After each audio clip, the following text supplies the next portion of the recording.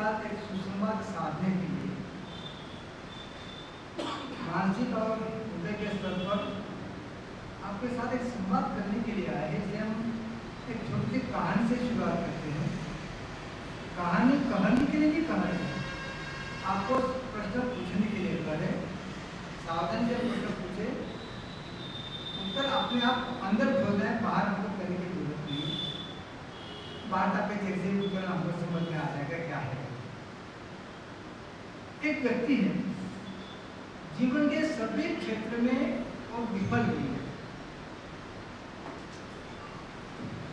आवाज आती पीछे। जीवन के सभी क्षेत्र में उसको निष्फलता लगे, किसी भी क्षेत्र में सफल नहीं हो पाया। आर्थिक रूप से उसे कोई अर्थार्जन करने की क्षमता ही नहीं रही। परिणाम में हुआ उसका परिवार भी उसको छोड़ के चला गया, अकेला है। जीवन में ना अर्थार्जन है, न कोई सुविधा है, परिवार भी चला गया है। इसलिए उसने सोचा कि अब जीवन में कोई मजा नहीं है, आत्महत्या करना इतना एक उपाय बचा है। और एक दिन उसने सोच लिया कि आज मैं आत्महत्या करूंगा ही। घर से निकला है आत्महत्या करने की इच्छा से, लेकिन आदमी का जीवन का मोह इतना जल्दी समाप्त नहीं होता है। उसके मन में एक विचित्र विचार आया कि मुझे तो कोई जीवन जीना नहीं आया है। मैं जीवन के सभी क्षेत्रों में तो निष्फल हुआ, असफल हुआ। क्या कोई व्यक्ति ऐसी है संसार में कि जिसने जीवन का सचमुच आनंद लिया, जिसने जीवन सचमुच जिया और जीवन का आनंद लेने के कारण, जीवन सच्चे रूप से जीने के कारण उसके चेहरे पर ऐसी प्रसन्नता हो, अपने लिए, पराये के लिए, सबके लिए एक मधुर स्मिता से हो। ऐसा अगर कोई चेहरा मुझे देखने को मिल जाए, वो ना प्रसन्न चेहरा है, मधुर स्मिता से अपनेपन का, ऐसा अगर चेहरा मुझे दिख जाए रास्ते में, तो मैं आत्महत्या न करके वापस चला जाऊंगा, फिर से जीने का प्रयास करूंगा। ऐसा सोचते सोचते वो चल रहा।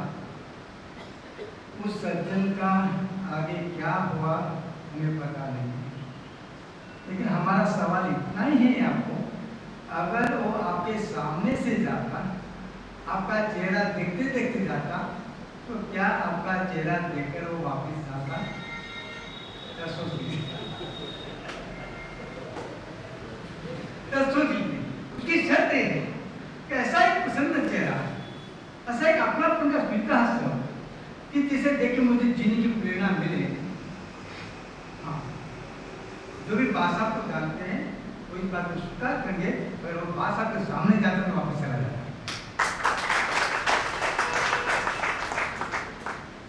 सवाल ये है कि आप प्रसन्न क्यों नहीं रह पाते? माला जपना भक्ति है, गीता पढ़ना भक्ति है, भगवान की मंदिर में जाना भक्ति है, लेकिन सबसे बड़ी भक्ति प्रसन्न रहने में। प्रसन्न रहने का अर्थ है कि परमात्मा ने हमको जो कुछ दिया है उसका हम स्वीकार करें, उससे ज्यादा क्या हमारी अपेक्षाएं नहीं है। अब प्रसन्न इसलिए नहीं रह पाते, दो कारण से। हर एक का अपने खुद के प्रति ऐसी गलतफहमी है हर एक कि ईश्वर ने उसको उसके लायकता से कम दिया है। हर पैसा लगता है कि मैं इतना लायक हूँ, मैं इतना अच्छा हूँ, उसकी तुलना से कम मिला है, इससे वो दुखी है। और उससे भी ज्यादा दुख इस बात का है कि दूसरे को उसके लायक से ज्यादा मिला है, उन्हें वही कर देता है, परिणाम वो प्रसन्न नहीं रह पाता। प्रसन्न न रहने से वो खुद ईश्वर से दूर है। ये दोनों समस्या से वो मुक्त कैसा हो पाएगा? अगर जीवन में लक्षण रेखा अपने लिए बना ले। ऐसा कोई भारतीय हो नहीं सकता, अगर हो तो हम उसको बात ही नहीं करेंगे। कम से कम ऐसा कोई हिंदू नहीं हो सकता जिसको लक्ष्मण रेखा शब्द सुना नहीं। लेकिन आप सबके गलतफहमी है कि लक्ष्मण रेखा तो सीता के लिए थी, लक्ष्मण ने बनाई थी, हमारा क्या संबंध? आपने अपने जीवन में कोई लक्ष्मण रेखा नहीं आती है, इसलिए परिणाम आप दुखी है। लक्ष्मण रेखा आंकने से आप कहेंगे हम तो बंधन में आ जाएंगे, नहीं। व्यास आपने अपने जीवन में एक तरफ से नहीं, दशा दिशा में लक्ष्मण रेखा आके रखी थी, इसलिए वो महापुरुष बन पाए। लक्ष्मण रेखा को बंधन लगेगी, लेकिन वो बंधन मुक्ति का साधन है।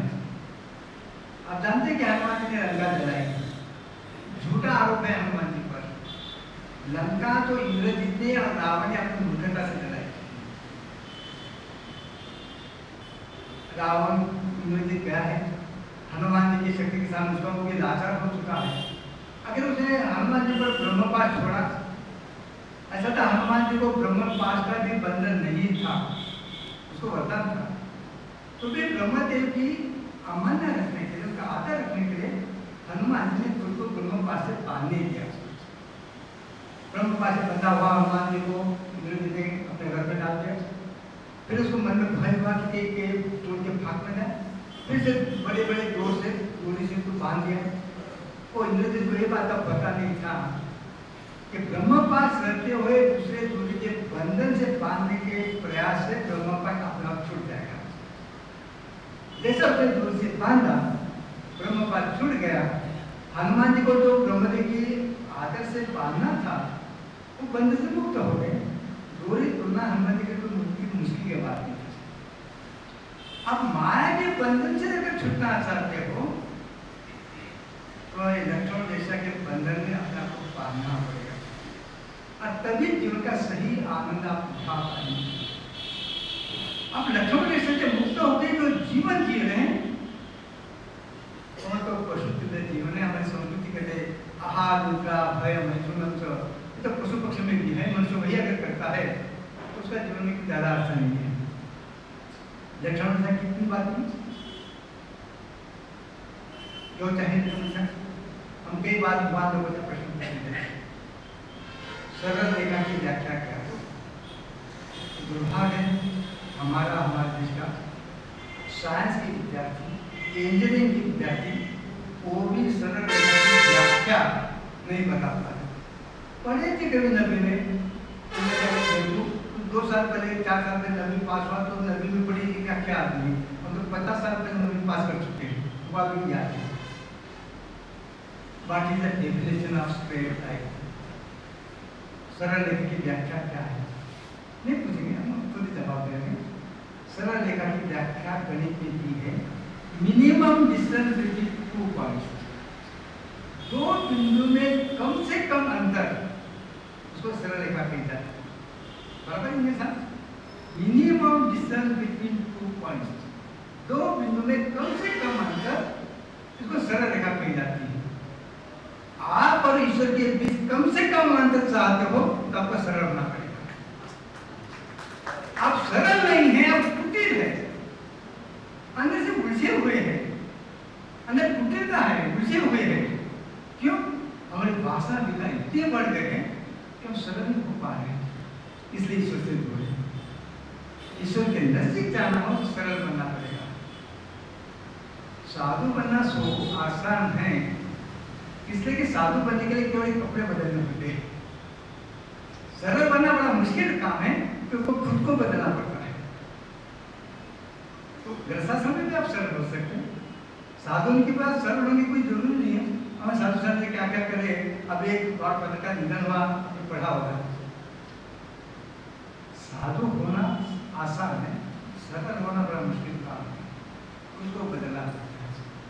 ये बदलने की प्रक्रिया क्या हुई? जरा जगत की तरफ खुली आंख से देखिए।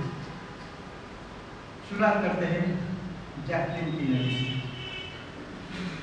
आप में से जो हमारे उम्र के लोग होंगे, जिन्हें माथे के बाद सफेद हो चुके होंगे, तो भी यमराज को ठगने के लिए शायद तलब करते होंगे। नहीं, यमराज नहीं ठगे, लोग ठग सकते हैं। आप युवा दिख रहा है, बात तो सफेद हो चुकी है, यमराज नहीं ठगता है। उनको जैकलिन केनेडी शायद नाम पता होगा। भारत पर चीनी आक्रमण किया था, उसमें अमेरिका का जो राष्ट्रपति था केनेडी, जॉन एफ केनेडी, उसके पत्नी जैकलिन केनेडी। बहुत संपन्न परिवार की थी। शुरुआत उस घटना से करते हैं।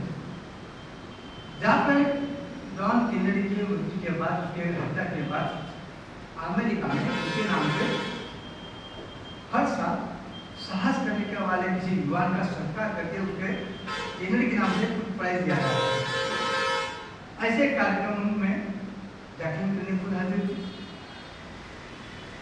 सभी लोग से आयोजक भी जानती थी परिस्थिति, उसका अपना ही पुत्र उसके पास बैठा जैकलिन केनेडी का।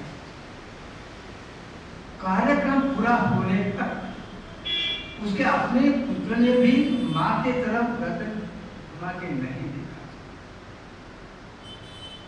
जैकलिन को आखा था, मैंने अपना पुत्र भी मेरी तरफ देख लिया। दुख से घर वापस आई, रात में अपनी सहेली को खबर लिखा। उसने लिखा कि मैं यहाँ इतनी दुखी हूँ कि मेरा पुत्र भी मैं तरफ नजर नहीं, जरा मैंने क्या गलती की। मैं पूरे जीवन का विचार करती हूँ तो सोचती कि मुझे क्या मिला। अब मेरी मृत्यु के बाद मुझे आशा नहीं कि मेरा पुत्र मेरे कब्र पर दो फूल चढ़ाने आएगा। हे सहेली, मैं तुझे प्रार्थना करती हूँ कि कम से कम तू दो फूल चढ़ा के जाना। ये हालत एक समय की राष्ट्रपति की पत्नी की है। उस खत में उसने लिखा कि मैं जब छोटी थी 9 साल की, मुझे एक सपना आया। उस सपने में देखा कि मैं भगवान यीशु के चरण में नग्नावस्था में निर्वस्त्रावस्था में खड़ी हूँ और सब पूरी दुनिया मुझे प्रणाम कर रही है। मुझे सपना का अर्थ समझ नहीं आया। 9 साल की लड़की है, सपना देख रही निर्वस्त्रावस्था में खड़ी है और पूरी दुनिया उसको प्रणाम कर रही है। थोड़ी बड़ी होने के बाद वो पहला था भूल गई, दिमाग में इतनी बात रही कि पूरी दुनिया मेरे सामने झुकेगी, ऐसा मुझे कुछ करना है। युवा में आई। उस समय अमेरिका की स्थिति ऐसी थी कि भविष्य में जॉन एफ केनेडी राष्ट्रपति बनने की पूरी संभावना है, उसको ध्यान नहीं दिया। आर्थिक रूप से, सामाजिक रूप से जैकलिन केनेडी का परिवार केनेडी के परिवार से बहुत आगे था। सामाजिक प्रतिष्ठा, आर्थिक रूप से, सभी रूप से।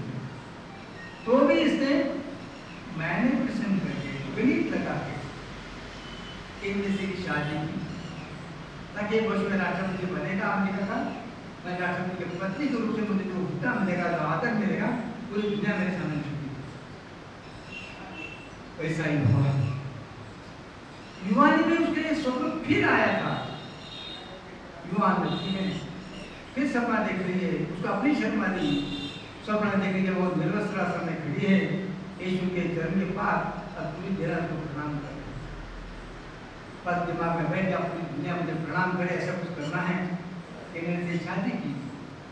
एक समय के राष्ट्रपति की पत्नी, पूरी दुनिया में उसका आदर भी हुआ। उसका लगा मेरा सपना सच हो रहा। थोड़ी देर बाद केनेडी की हत्या हुई, विधवा बन गई। अगर वो वैधव्य अवस्था में ही जीवन जी लेती तो भी अमेरिका उसका आदर कर लेती।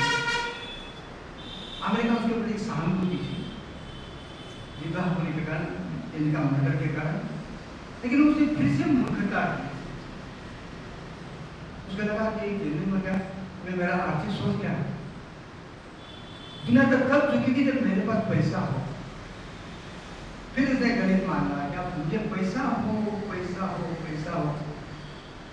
और उस समय दुनिया का सबसे ज्यादा श्रीमंत व्यक्ति जैसा बिल गेट है, उस समय ग्रीक का हवाई जहाज का मालिक था ओनेसिस का।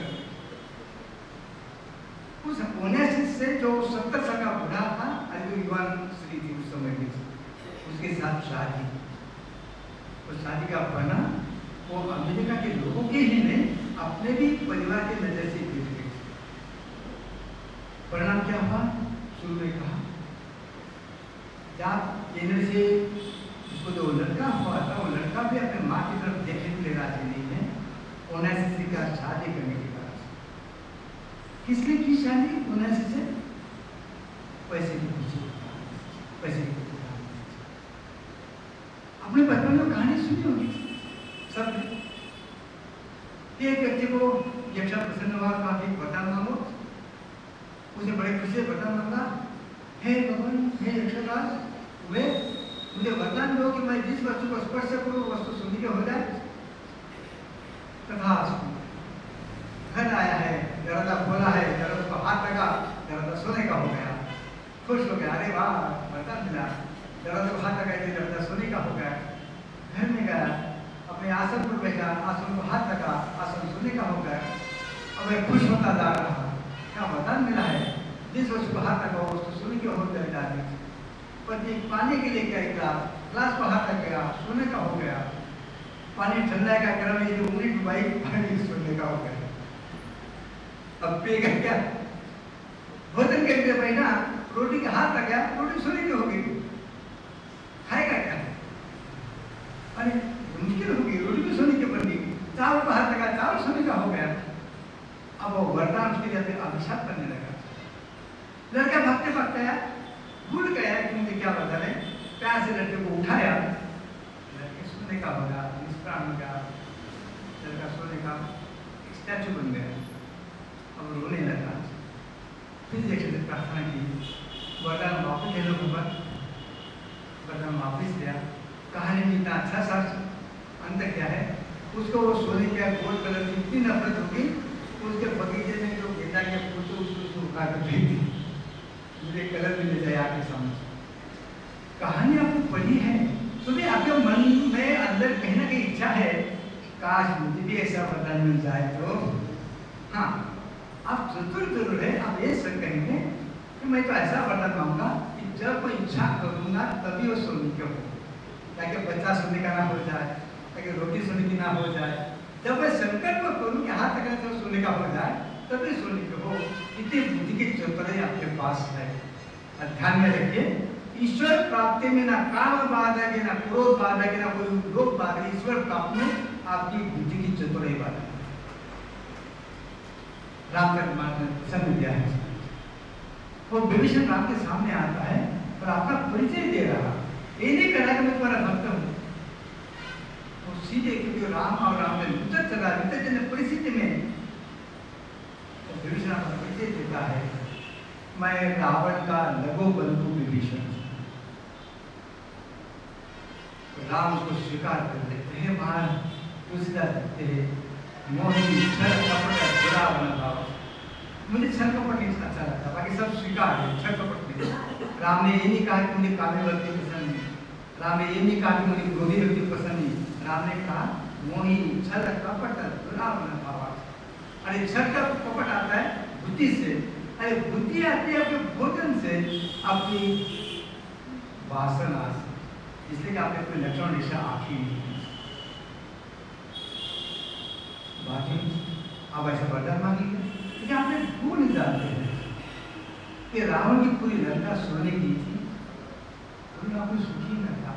अब हाथ लगाने से माइक सोने का हो जाएगा तो क्या फर्क पड़ता है, लंका सोने का हो जाएगा तो क्या फर्क पड़ता है। पूरी लंका सोने की थी, और सोने की लंका में अशोक वन में, अशोक वन में भी पिता शोका को,